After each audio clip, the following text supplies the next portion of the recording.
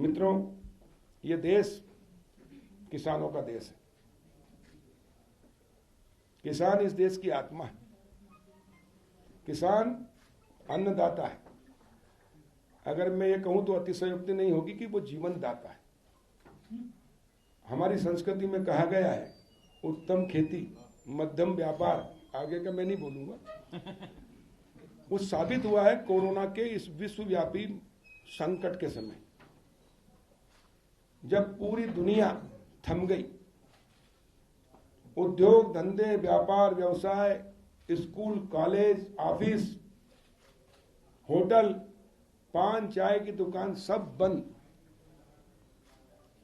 ऐसे समय में भी किसान खेत पर पसीना बहा रहा था, मजदूर खेत में काम कर रहा था और पूरी दुनिया के लिए अनाज पैदा कर रहा था, जिसके कारण हमारे देश के ही 130 करोड़ लोगों को, जिसमें हम सब हैं, दोनों टाइम का भोजन, सब्जी और दूध मिला। यदि कोरोना के संकट में जिस प्रकार सब जगह लॉकडाउन था, हर क्षेत्र थम गया था, बंद था, अगर किसान भी तय कर लेता कि मुझे भी घर से बाहर नहीं निकलना है, लॉकडाउन करना है, तो जरा कल्पना करो हमको दोनों टाइम का भोजन, सब्जी और दूध कहां से मिलता।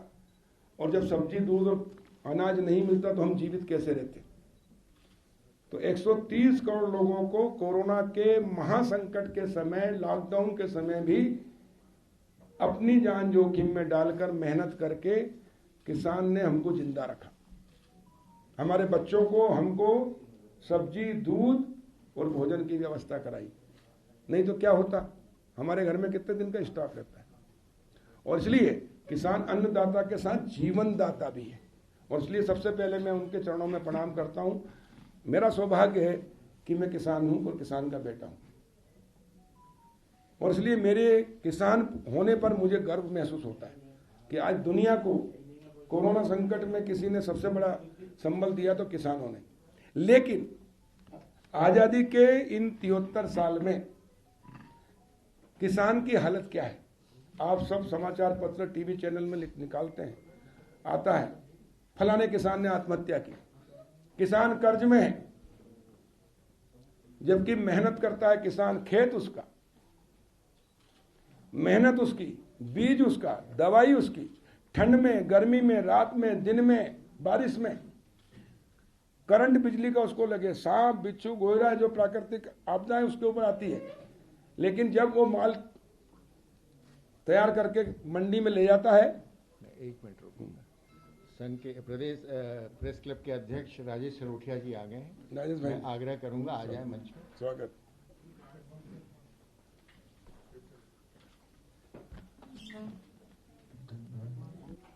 और जब वो मंडी में जाता है तो उसकी फसल का उचित मूल्य नहीं निकलता है, लागत भी नहीं निकलती कई बार। और इसलिए खेती घाटे का धंधा थी। जब घाटा होता तो कर्ज में आता है, और कर्ज में आता है तो फ्रस्ट्रेशन में जाता है, और उसके बाद में आत्महत्या करता है। महात्मा गांधी जी भी कहते थे, असली भारत गांव में बसता, गांव के विकास से देश का विकास होगा। लेकिन जिन लोगों ने 60 साल तक गांधी जी के नाम पर देश में राज किया, उन्होंने गांधी जी के सपनों को साकार नहीं किया। ये पहले प्रधानमंत्री थे अटल बिहारी वाजपेयी जी। जब वो प्रधानमंत्री बने तो उन्होंने गांव की ओर ध्यान दिया। गांधी जी के सपना, उनको या जब संकल्प था वो याद आया। गांव में रहते थे, जब आजाद हुआ था भारत, तब 80% लोग खेती करते थे या मजदूरी करते थे। 20% लोग रहते थे शहर में। लेकिन 60 साल तक जो सरकार रही, उसने 80% लोग रहते थे, वहां 20% पैसा खर्च किया बजट का, भारत सरकार। और जहां 20% लोग थे वहां 80% किया। इसलिए शहर तो विकसित हो गए, लेकिन गांव पिछड़ गए। गांव में जो मकान है, आबादी में बसते हैं गांव, वो मकान चाहे वो एक प्लाट 1 लाख का हो, या 10 लाख का हो, या 50 लाख का हो, मकान 1 लाख का हो या 1 करोड़ का हो, उसकी कोई वैल्यू नहीं थी। 1 रुपए की जमानत नहीं करा सकती। शहर में झुग्गी झोपड़ी भी है, अगर मालिक है तो उसकी जमानत हो जाती है। लेकिन गांव में महल भी है, 1 करोड़ का नहीं, पूरे गांव की वैल्यू 1000 करोड़ भी है तो 1 रुपए की जमानत नहीं हो सकती थी। ये आजाद भारत के अंदर दोहरा कानून। 1 रुपए का लोन नहीं मिल सकता था गांव वालों को। लिमिट नहीं मिल सकती व्यवसाय व्यापार करने के लिए, लेकिन शहर में लिमिट भी मिलती है, लोन भी मिलता है। जब बैंक से लोन लेते हैं तभी सब्सिडी मिलती है सरकार की। उद्योग के ऊपर 40% सब्सिडी, कोल्ड स्टोरेज पे 50% सब्सिडी, वेयर हाउस के ऊपर 33% महिला के लिए, 25% पुरुष के लिए सब्सिडी। लेकिन आजाद भारत के 73 साल में गांव वालों को नहीं मिला, सब शहर के लोगों ने जाके गांव में जमीनें ली और सब्सिडी का लाभ उठाया। और इसलिए मुट्ठी भर लोग जो लखपति थे वो अरबपति खरबपति हो गए शहर के, और गांव का किसान मेहनत करता है, वो कर्ज में डूबता, आत्महत्या करता है। और ये लगातार समाचार पत्रों में, टीवी चैनल में कृषि वैज्ञानिक, कृषि संगठन, किसान और अर्थशास्त्री सब मिलकर कहते थे कि इस देश के अंदर खेती घाटे का धंधा है, लाभ का धंधा कब बनेगी। ये 20-22 साल से चल रहा था। उसको जब अटल जी बने तो उन्होंने प्रधानमंत्री ग्राम सड़क योजना लाई, फसल बीमा योजना लाए, पहले नहीं था फसल बीमा, और किसान क्रेडिट कार्ड योजना लाई। पहले 2000 की आबादी, फिर 1500, फिर 1000 और फिर 500 की। पूरा देश 6 साल रहे प्रधानमंत्री जी 98 से 2004 तक। उसके कारण गांव गांव सड़कें बनी नहीं। 60 साल में 1 किलोमीटर गांव में पक्की सड़क नहीं थी, कहीं एक पक्का मकान नहीं था, यहां तक कि एक पक्का शौचालय भी नहीं था। हमारी माताएं बहनें लोटा लेके जाती थी, मोटरसाइकिल आई खड़ी होती थी, 10 बार ऊट पेट लगाती थी, तब जाकर सोच जा सकती थी। वो हमारे माथे पे कलंक था। वो कलंक भी प्रधानमंत्री नरेंद्र मोदी जी बने तब हटा, और गांधी जी का सपना जब साकार हुआ। और इसलिए मैं अटल जी के चरणों में प्रणाम करता हूं। उन्होंने कहा कि जितनी जनसंख्या उतना बजट। 68% बचे थे तब तक गांव में, 80% से 68, 32% शहर में आ गए पलायन करके, क्योंकि शहर की वैल्यू थी, शहर में सुविधाएं थी, जो सक्षम लोग थे यह पलायन करके मजदूर आए। तो उन्होंने पहला बजट जो पेश किया 98 में, वो 68% गांव के लिए और 32% शहर के लिए। जो विकास का पहिया उल्टा था उसको सीधा किया। और इसलिए गांव में हम सड़कें, सिंचाई, पानी की व्यवस्था हुई। और जब प्रधानमंत्री नरेंद्र मोदी जी बने तो उन्होंने सबसे पहले जब 2014 15 अगस्त को लाल किले के प्राचीर से जब झंडा फहराया और कहा कि मैं संवैधानिक रूप से प्रधानमंत्री हूं, लेकिन मैं देश का प्रधान सेवक हूं, हाथ में झाड़ू लेकर स्वच्छता की बात की, शौचालय की बात की, मकान की बात की, गरीब किसान के लिए समर्पित सरकार, तब उनकी आलोचना हुई थी कि प्रधानमंत्री दिल्ली के लाल किले के प्राचीर से शौचालय की बात कर रहा है, झोपड़ी पक्के मकान की बात कर रहा है। इनको तो बड़ी बड़ी योजनाओं की बात करना चाहिए थी। अभी तक जितने प्रधानमंत्री आए बड़ी बड़ी बात की, लेकिन वो छोटी बात नहीं थी। महात्मा गांधी जी स्वच्छता को पसंद करते थे, वो सपना गांधी जी का उन्होंने पूरा किया। और उसके बाद अभी 24 अप्रैल 2020 को पंचायत दिवस के दिन उन्होंने प्रधानमंत्री स्वामित्व योजना की घोषणा की। और उस दिन मैंने कहा था मीडिया को बुलाकर, ये नहीं कि भारत आजाद हुआ 15 अगस्त 47 को, लेकिन असली मायने में गांव को आजादी मिली आज 73 साल बाद। और हिंदुस्तान की केंद्र सरकार का सबसे बड़ा निर्णय गांव के लिए, किसानों के लिए, मजदूरों के लिए कोई इसको उपहार मिला है, तोहफा मिला, वो दिया मोदी जी ने, गांव को आजादी दिलाई। अब गांव के मकानों का जहां जो बसा है उसका मालिकाना हक मिलेगा, उससे उसको जमानत कराने में काम आएगी, लिमिट में काम आएगा, उद्योग धंधे भी काम आएगा, सब्सिडी का लाभ मिलेगा। और अब जाकर गांव के विकास के द्वार खुले हैं, तकदीर तस्वीर बदलेगी, दशा और दिशा बदलेगी, और गांव को आजादी दिलाने वाले हैं प्रधानमंत्री नरेंद्र मोदी जी। और वो सही साबित हुआ। मैं एक उदाहरण देके आपको बताऊंगा। हरदा के पास है गांव अपगांव कला, बैतूल हरदा इंदौर 4 लेन रोड निकला। उस रोड पे एक गांव के किसान का मकान आ गया आबादी वाला, उसको 1 रुपया मुआवजा नहीं मिला। क्यों? क्योंकि वो मालिक नहीं है। वो कहता मेरे बाप दादा के जमाने से रहते हैं। NHI वाले, SDM कलेक्टर बोले कोई कागज दस्तावेज हो तुम्हारा कि तुम मालिक हो इसके, तो हम दें, किसमें दें?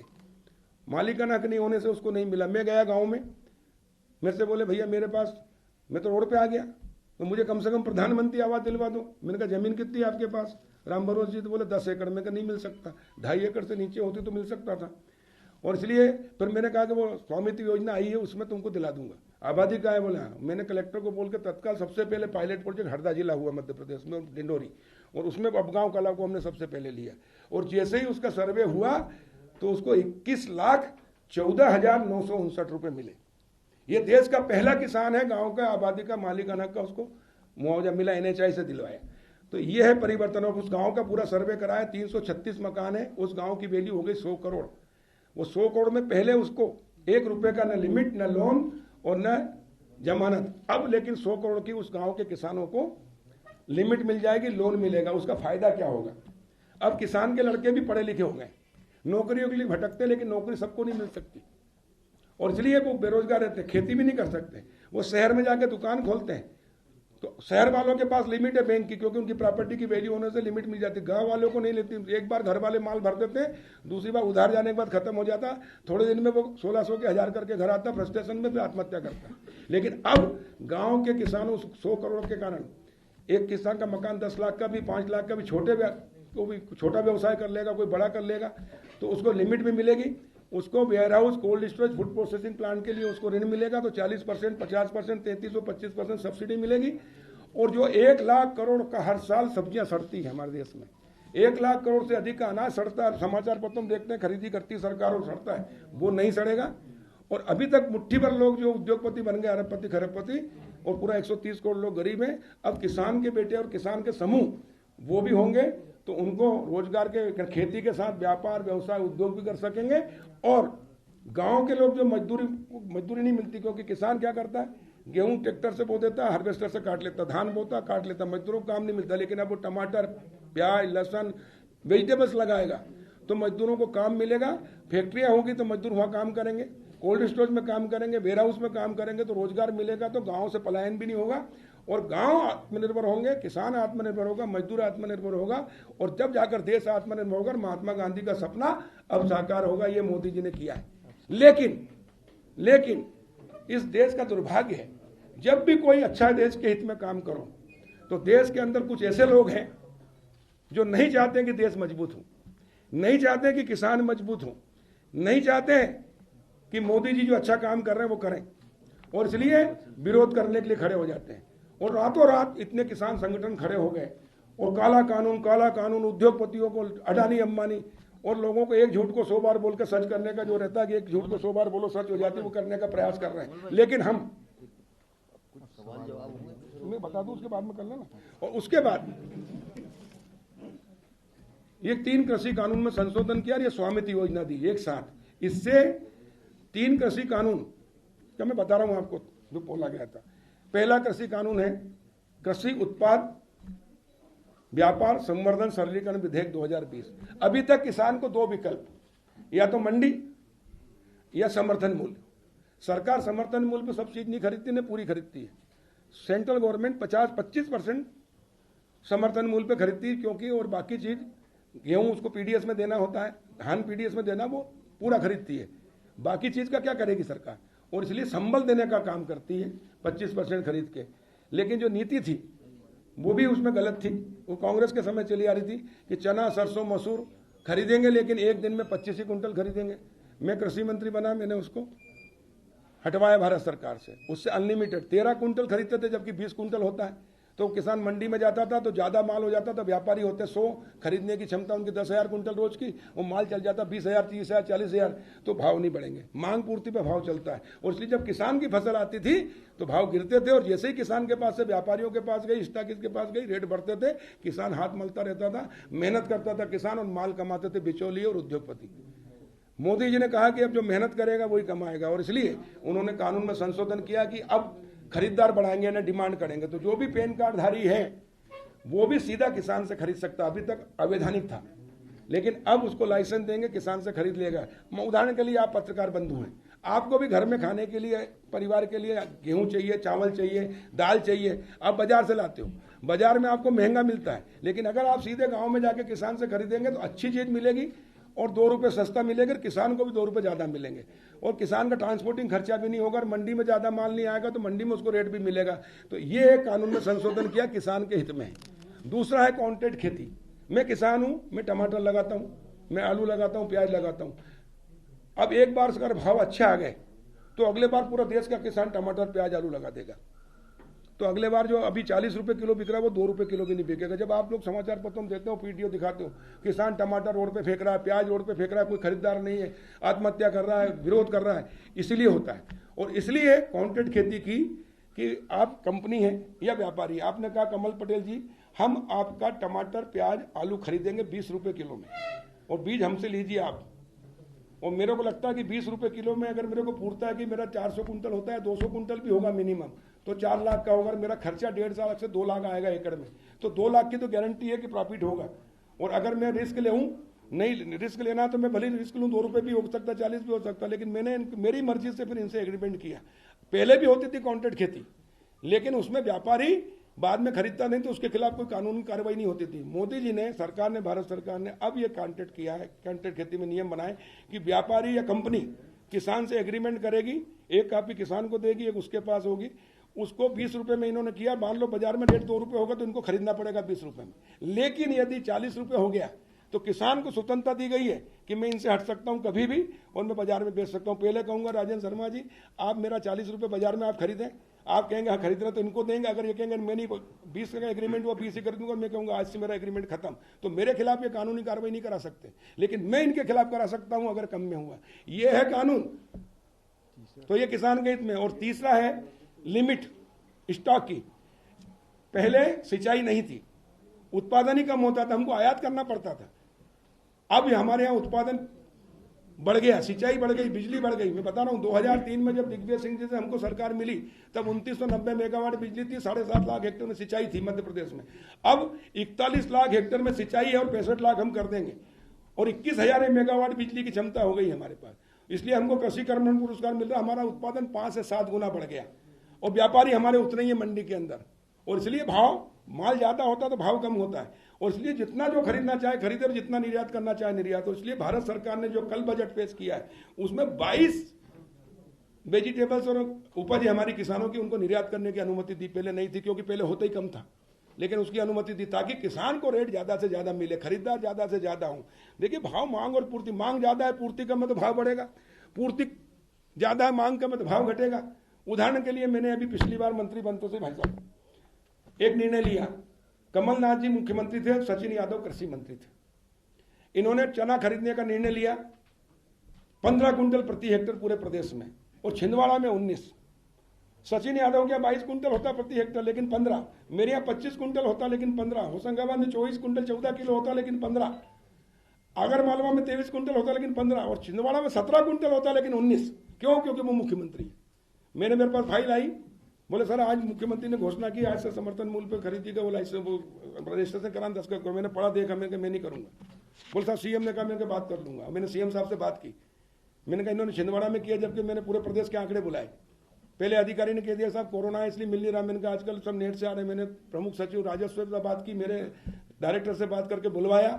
मैंने कहा जहां जितना उत्पादन उतना खरीदेंगे, मुख्यमंत्री जी से घोषणा कराई, और 20 कुंटल प्रति हेक्टेयर चना और सरसों, चंबल ग्वालियर में सबसे अधिक होता है, जैसे अपने गेहूं होता है, 13 कुंटल से 20 कुंटल प्रति हेक्टेयर कराया, और एक दिन में 25 कुंटल की सीमा थी वो हटवाई। उसका परिणाम क्या हुआ?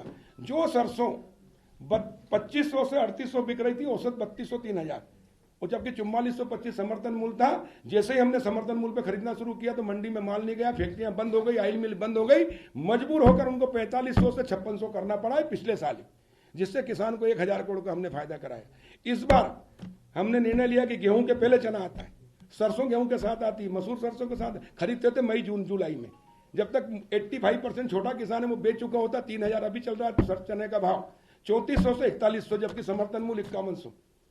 और जैसे ही फसल आती वैसे और 3000 हो जाता, तो व्यापारी कमाता। लेकिन हमने निर्णय ले लिया कि अब कल से हमने शुरू कर दिया, अब रेट जो है 5100 से ऊपर मिलेगा, समर्थन मूल्य से नीचे किसान की फसल नहीं बिकने देंगे हम।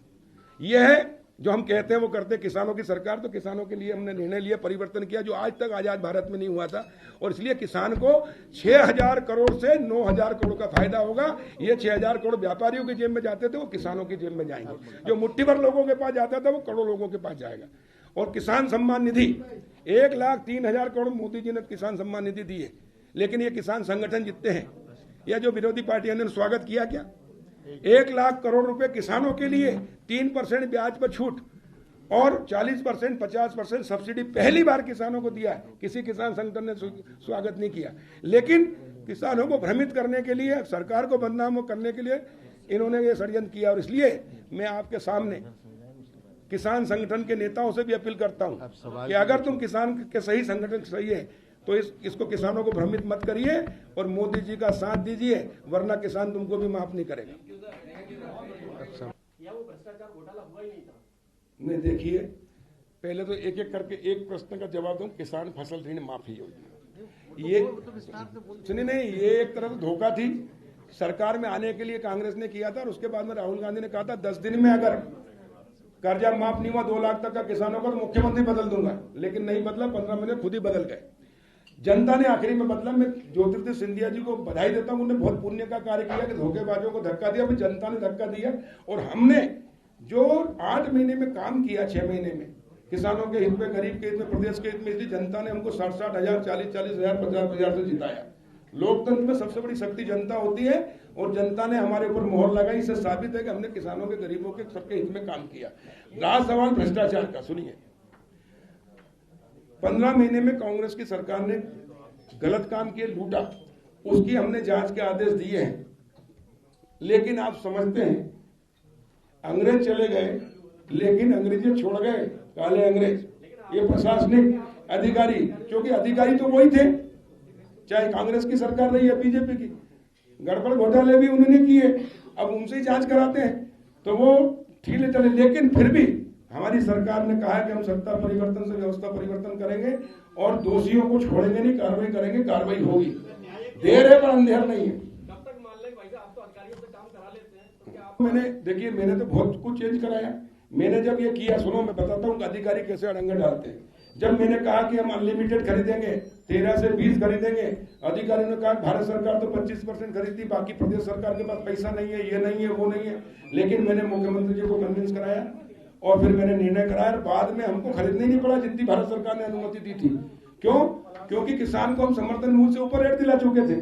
और इसलिए इस बार भी मैं कह रहा हूं, आपकी जो चना अभी 3400 से 4100 चल रहा है, जिस दिन हम खरीदी शुरू करेंगे 5100 से ऊपर हो जाएगा। तो ये है परिवर्तन और किसानों को लाभ दिलाने की योजना हम करेंगे। लेकिन हम ईमानदारी शासन दे रहे हैं, जो गड़बड़ करेंगे उनको ठीक करेंगे, कार्रवाई हम। एक मिनट, हाँ, पूछो। अधिकारी अगर अड़ंगा डाल रहे हैं तो क्या न्यायिक जांच के आदेश दे सकते हैं आप या जुडिशियल? नहीं, हमने अड़ंगे दूर कर दिए ना, फिर उनको कन्विंस हो गया, वो आदेश, हमारा आदेश का पालन किया। हमने कहा हमारा आदेश है, पालन करो, पालन करना पड़ेगा। क्या है, देखिए, सुनिए, सरकार, सुनिए सरकार में भी, सुनो, साथियों से एक निवेदन है कि जो जनप्रतिनिधि जो होते हैं, बैठे हुए हैं, वो जो जिसका नाम पुकारेंगे वो सवाल पूछे। आप अपना वो प्रश्न कार्ड पर कार्ड भेज दीजिए। नहीं, खत्म। हमारी पहली प्राथमिकता गरीब, किसान, उसके बाद उद्योग। उद्योग के लिए सर आपकी सरकार ने सिंगल विंडो सिस्टम लागू किया कई सालों से, ठीक है ना। और उससे पहले भारत तो कृषि विभाग देश सही है, लेकिन किसानों को क्या है कि कोई काम कराना 5 विभाग जुड़ना पड़ता है। एक तो आपके विभाग है, राजस्व विभाग है, सिंचाई विभाग है और बैंक है और बिजली विभाग। हर विभाग में उसके किसान को लूटा जाता है, मतलब सब टारगेट रहता है लूट लो। लेकिन उनके लिए कोई आपकी प्लानिंग है कि वो? बहुत अच्छा प्रश्न, बहुत अच्छा प्रश्न किया आपने। हम देखिए, सत्ता परिवर्तन से व्यवस्था परिवर्तन, और 25 दिसंबर को अटल बिहारी वाजपेयी जी की जयंती थी, सुशासन दिवस के रूप में मनाया। लेकिन जैसे कि हर साल होता है, अधिकारी औपचारिकता कर लेते हैं। मैंने हरदा में शुरू किया है अभी। मैंने कहा कि आपकी समस्या का हल आपके घर, ये अभियान चलाओ 25 दिसंबर से। और मैंने ड्यूटी लगा दी गांव और शहर दोनों का। पंचायत में सचिव, सहायक, आंगनबाड़ी, सभी कार्यकर्ता जो तनख्वाह लेते हैं, शहर में ये एक एक घर जाएंगे। आपकी जन्म तारीख, आप अनुसूचित जाति, जनजाति, पिछड़े हैं तो जाति प्रमाण पत्र है कि नहीं है तो बना के घर बैठे देंगे। आपकी अगर विधवा है, माताएं बहनें, पेंशन मिल रही है, नहीं मिल रही तो उसी समय पेंशन बना के देंगे। आप वृद्ध है, वृद्धावस्था पेंशन, निराश्रित पेंशन, दिव्यांग पेंशन मिल रही नहीं मिल रही देंगे। कैंसर, किडनी, लंग्स, अगर गंभीर बीमारी उसका सर्वे करेंगे, घर बैठे उनका इलाज करा के जहाँ हो सकता है वो कराएंगे। आपका आयुष्मान कार्ड बना कि नहीं बना, नहीं बना तो घर बैठे बना के देंगे। किसान को सम्मान निधि मिली कि नहीं मिली, सुनो मैं बता रहा हूँ, मिली कि नहीं मिली, वो अभियान मैंने 1 महीने चलाया, वो पूरा हो गया। और एक एक घर कर्मचारी गया कि नहीं गया, सुनिए मैं बता रहा हूँ ना, आ गया। उसके बाद एक एक का फोटो घर जाके खींचोगे और सब सुविधाएं घर बैठे होगी, निःशुल्क होगी, ताकि सुशासन, ईमानदार शासन दे सके, घर बैठे जनता को सुविधा मिले। अब एक पायलट प्रोजेक्ट हमने हरदा में किया है, अब ये पूरे प्रदेश में लागू होगा और उसके बाद में पूरे देश में लागू होगा। जो हरदा से काम शुरू होता पूरे प्रदेश और देश में लागू होता। स्वामित्व योजना भी हरदा से शुरू हुई थी, मैंने पायलट प्रोजेक्ट किया था।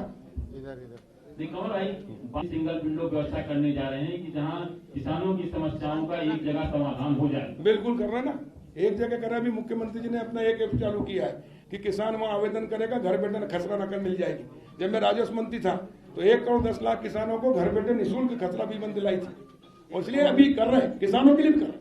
एक सवाल मेरा भी है, तो जिन राज्यों में विरोध है वो ना करें तो अपने आप साल 2 साल में अंतर समझ में आ जाएगा कि कौन अच्छा है कौन नहीं है। देखिए, मैं गया भी था प्रधानमंत्री जी से मिलने, और जो आपके प्रश्न मेरे अंदर भी था, मैंने कहा ये पंजाब वाले विरोध कर रहे हैं तो इनको रहने दो, वो पैसा हमारे यहाँ भेज दो, और उसके बाद में जब यहाँ विकास दिखेगा तो अगली बार ये खुद ही मांग करेंगे कि ये लागू करो हमारे यहाँ, और जिनने विरोध किया उनके खिलाफ जाएगी जनता। बिल्कुल सही सवाल है आपका, और ये होना चाहिए, हम कर रहे हैं। पंजाब ने लागू भी नहीं किया। अगला प्रश्न भेंट नहीं हो पाई। गोविंद गुर्जर जी, टाइम्स। दिल्ली में जो आंदोलन चल रहा है उस आंदोलन को रोकने के लिए अब जो कीलट होती जा रही है सड़कों पर, ऐसा कभी नहीं हुआ किसी भी आंदोलन के इतिहास में कि ये जो किसानों का आंदोलन कृषि मंत्री है, तो इस तरह की कार्रवाई को आप कैसे देखते हैं? देखिए, सरकार ने कोई आंदोलन को रोकने का कोई प्रयास नहीं किया, क्योंकि सरकार लोकतांत्रिक देश है, सबको अपनी बात कहने का अधिकार है। सरकार ने बार बुलाया उनको, सरकार ने उनके कहा कि कोई कमी इस कानून के अंदर बताओ, हम तत्काल दूर करेंगे। सरकार ने उनको ऑफर दे दिया 6 महीने, 1 साल, 1.5 साल, 2 साल तक हम स्थगित रख रहे हैं, लेकिन हम सोए हुए को तो जगा सकते हैं, लेकिन जो सोने का नाटक करे उसको कैसे? इन लोगों का काम किसानों का भला करना नहीं है, ये तो सरकार को और देश को बदनाम करना चाहते थे। 26 जनवरी को ये देश में हिंसा फैलाना चाहते थे, ये चाहते थे कि पुलिस को मारे और पुलिस हम पर हमला करे, गोली चलाए और फिर पूरे देश के अंदर कर दें। लेकिन मैं भारत सरकार को, प्रधानमंत्री जी को और विशेष करके पुलिस को बधाई देता हूं कि इनके मंसूबों को सफल नहीं होने दिया, और देश आज सुकून से है। नहीं तो आज पूरे देश के अंदर किसान ऐसा भोला भाला क्षेत्र है कि किसान के नाम पे, अन्नदाता के नाम पे कुछ भी कर लो, और इसलिए इनके मंसूबे सफल नहीं होने दिए। ये कभी देश के हितैषी नहीं है। अगर ये किसान के हितैषी होते तो जो किसानों के हित में, जैसा एक प्रश्न किया था कि अगर कांग्रेस करती है अच्छा काम तो आप समर्थन करते, हमने कहा किया, तो मोदी जी ने 1,03,000 करोड़ रुपए, 85% किसान छोटे हैं जो 5 एकड़ से जमीन कम है।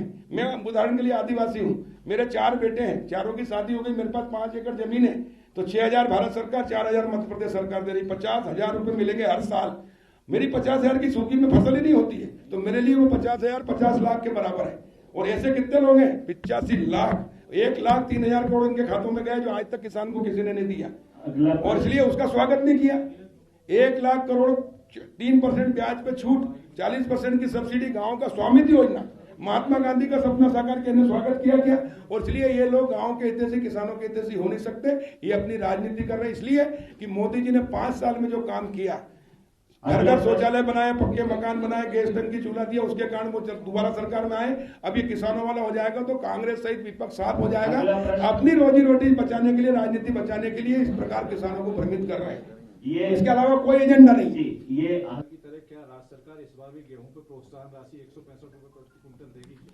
नहीं, इसलिए नहीं देगी कि हम किसान को, देखिए, हाँ फिर अच्छा प्रश्न किया आपने। कांग्रेस की सरकार थी, जो पहले सरकारें थी, वो समर्थन मूल्य घोषित करती थी जब फसल आ जाती थी, 5 रुपए, 10 रुपए, 15 रुपए, इससे ज्यादा कभी नहीं बढ़ा। प्रधानमंत्री नरेंद्र मोदी जी ने किसान की आय 2022 तक 2 गुना करने का निर्णय लिया है। इसलिए उन्होंने स्वामीनाथन आयोग की रिपोर्ट को अक्षर से तो नहीं किया, तो संभव ही नहीं है, लेकिन उन्होंने लागत का 50% लाभ दिया। यानी गेहूं की लागत अगर 1,000 है तो उस पर 1,500 रुपए कर दिया, 500 रुपए बढ़ा दिए। अगर उसकी लागत 1,200 है तो उस पर 600 रुपए बढ़ाया, और इसलिए 1,975 रुपए किया। चना 2018-19 में 4600 रुपए था, 19-20 के अंदर उसका कर दिया 4875, और अभी कर दिया 5100, यानी और बाकी फसलों के भी 2,500 रुपए कुंटल रेट बढ़ाया है। और इसलिए समर्थन मूल्य पे हम खरीद रहे हैं। 2018 तक शिवराज सरकार ने 165 रुपए प्रति क्विंटल दिया है समर्थन मूल्य के अलावा। भैया, उस समय सरकार की स्थिति अच्छी थी, अभी तो कोरोना काल में तनख्वाह देने के लाले पड़ रहे हैं, विकास के काम कैसे करेंगे, और इसलिए अभी स्थिति ठीक नहीं है सरकार की। हाँ, लेकिन सरकार ने 4,000 रुपया प्रति किसान को अतिरिक्त दिया है, ये उस बोनस से भी ज्यादा है। मैं बता रहा हूं आपको, कांग्रेस की सरकार ने कर्ज माफ किया मात्र 6,000 करोड़, और बाकी सोसाइटियों को बर्बाद कर दिया, आधा उनसे कराया। जबकि ये किसान सम्मान निधि में 8,500 करोड़ मिल जाएंगे किसान को, और हर साल मिलेंगे। अगला प्रश्न विनय न मान 1000 करोड़ ज्यादा दे रहे हैं अगला प्रश्न विनय न जो हमने माने- नीति परिवर्तन किया उससे। अगला प्रश्न विनय न माने जलद जल गए 3 दिन ये पूछ रहा हूँ कि अभी तक आपके भाषण में एक चीज समझ में आई कि गांव जो है वो आपके विचारों में सदैव रहता है, गरीब गांव का, रोजगार गांव का, विकास गांव का। आपने अपने भाषण में गांव को केंद्रित किया है। मेरा सवाल ये है कि अभी जो कोरोना काल हुआ था तब भी गांव ने ही लोगों को बचाया, खास करके मनरेगा की जो योजना थी उसमें लोगों को सरकार ने पैसा देके कैसे भी लोग जिंदा बचे। अभी मनरेगा में जो बजट आया 1 तारीख को 1,11,000 करोड़ रुपए से मनरेगा का बजट कम हो गया है, अब शायद 73,000 करोड़ रुपए है, उसमें कटौती हुई है। आपके सपनों का जो गांव है वो कैसे इससे पूरा होगा? देखिए, मनरेगा में मजदूरों को काम करने के लिए पैसा मिलता है। चूंकि अभी सरकार ने 1 लाख करोड़ रुपया किसानों के लिए दिया है, उद्योग के लिए, इसके लिए किसान मजदूर जो है किसानों के खेतों में काम करेगा, फैक्ट्रियों में काम करेगा, उसको रोजगार मिलेगा। और जितना काम कर सकते थे मनरेगा में, जितनी रोड बनानी, बताना चाहता हूं कि पहले गांव में 1 किलोमीटर भी सड़क नहीं थी पक्की। मैं खुद गांव का रहने वाला हूं। 12 किलोमीटर घुटने घुटने कीचड़ में आते थे। अगर घर में बारिश में कोई हमारी बहन माँ बीमार पड़ जाए तो खटिया बुलाते थे, रास्ते में दम तोड़ देती थी। अब प्रधानमंत्री ग्राम सड़क में गाँव गाँव सड़कें बन गई। 500 की आबादी तक 100% गाँव मध्य प्रदेश के जुड़ गए। दूसरी बात, 500 के नीचे की आबादी के गांव में मुख्यमंत्री ग्राम सड़क बनाई हमने। अभी हमने मुख्यमंत्री खेत सड़क से बना रहे हैं, अब किसानों के खेतों के गोहे भी बना देंगे। अब कोई काम ही नहीं है, इसलिए मनरेगा की उतनी आवश्यकता नहीं है, इसलिए कम किया। लेकिन बाकी चीजों में कितना बढ़ाया? पीने का पानी गांव में मेरे खुद के गांव में पीने का पानी 4 किलोमीटर दूर से लाते थे। दिन भर माताएं बहनें लोग 3 किलोमीटर चलती थी, एक बैलगाड़ी चलती थी। अब हर घर नल जल योजना के लिए 2,28,23,000 करोड़ दिया है, यानी आने वाले 2024 तक हर घर जल हो जाएगा। जो गांव शहरों में नल जल से पानी मिलता, गांव में नहीं मिलता, तो गांव में भी मिलेगा। बाकी आप देखिए, 1 करोड़ माता बहनों को गैस टंकी चूल्हा मिलेगा, अभी तक 9 करोड़ से ज्यादा को मिल चुका है। तो ये सब चीजें, बाकी चीजें भी तो की है और इसलिए इसको कम किया। भारत बिल्कुल, बहुत अच्छा प्रश्न किया। अभी तक किसान सिर्फ खेती करता था, लेकिन अब प्रधानमंत्री जी ने 1 लाख करोड़ कृषि आधारभूत संरचना विकास के लिए दिया है, यानी warehouse, cold storage, food processing plant, और सिर्फ किसानों के लिए किया है, उद्योगपतियों को नहीं दिया है। अब किसानों के समूह बनेंगे, हर ब्लॉक में 2 समूह बन रहे हैं। मध्य प्रदेश में 313 ब्लॉक हैं, हम 626 समूह बना रहे हैं। 300 किसान मिनिमम रहेंगे, मैक्सिमम 30,000 50,000 भी हो सकते हैं। अब वो किसान अपनी आवश्यकता के अनुसार warehouse, cold storage, food processing plant लगाएंगे, सब्सिडी का लाभ लेंगे, और जब रेट अच्छे आएंगे तब बेचेंगे। एक्सपोर्ट भी डायरेक्ट कर सकते हैं, उनको हम ट्रेनिंग दे रहे हैं। किसान के लड़के भी पढ़े लिखे हो गए, और इसलिए गांव में बेरोजगारी भी दूर होगी। किसान खेती के साथ व्यापार, व्यवसाय, उद्योग करेगा। जो बिचौली और व्यापारी उद्योगपति कमाते थे वो किसान कमाएगा। जो मुट्ठी भर लोगों के पास पैसा था वो करोड़ों लोगों के पास जाएगा। इसलिए गांव हमारे किसान आत्मनिर्भर बनेंगे। अगला प्रश्न कि किसान न्यायालय, ये मांग भारतीय मजदूर संघ की लंबे समय से है। आपकी सरकार बार बार ये कहती भी है और करती भी है कि वो किसानों की सरकार है, किसानों के हित के लिए काम करती है। लेकिन आज भी जो है मध्य प्रदेश के अंदर ही हजारों प्रकरण छोटे छोटे किसानों के लंबित पड़े हुए हैं एसडीएम कोर्ट में, जिनके निराकरण नहीं हो पा रहे हैं। क्या आपकी सरकार किसान न्यायालय के लिए पहल करेगी? बहुत अच्छा सुझाव है आपका, और प्रश्न भी है। मैं इसको बिल्कुल प्राथमिकता के आधार पर कराऊंगा, और हमारे मुख्यमंत्री किसानों के लिए सगे भाई से भी ज्यादा हैं, और इसलिए वो उसको हम कराएंगे। सारी ये भावांतर योजना की जरूरत ही नहीं है। देखिए, भावांतर योजना की जरूरत क्यों पड़ी? क्योंकि किसान को रेट कम मिलता था। अब हमने जो नीति बदली है, अब हम चना, सरसों, मसूर पहले खरीद रहे हैं 51, अभी 3400 चल रहा, 15 दिन के अंदर 5100 से ऊपर हो जाएगा। तो समर्थन मूल्य से ऊपर मिलेगा, तो जरूरत ही नहीं है। न कर्जा माफ करने की जरूरत है, न भावांतर की जरूरत, न बोनस की जरूरत है। हमने ऐसी व्यवस्था कर दी जिससे किसान को उसकी फसल का उचित मूल्य मिलेगा। वो खुद, मैं कह रहा हूँ ना, आलू 10 रुपए किलो क्यों बेचेगा? वो आलू की चिप्स बेचेगा ना, 500 खरीदने के बजाय 200 में, तो जो बताओ सस्ता मिलेगा और उसको भी पैसे मिलेंगे। किसान है, आप लोग कह रहे हो कि कमलनाथ सरकार ने जो फसल ऋण माफी की थी उसको नहीं किया था अच्छे से, और बोला था किया नहीं। अब जो किसान कुछ डिफॉल्टर हो रहे हैं, ओवरड्यूज हो रहे हैं, उसमें आपकी सरकार कर क्या रही है? देखिए, जो किसान, पहले बता दूं मैं, मध्य प्रदेश में 1 करोड़ 3 लाख किसान है। सुनिए जरा, वो मात्र 34 लाख किसानों ने बैंक से ऋण लिया था। यानी 65% किसान से ज्यादा बैंक से ऋण नहीं लिया है, पहले से वो है, और इसलिए उन्हीं को सारी सुविधा मिलती थी। हमने ये निर्णय लिया कि जो 85% छोटे किसान हैं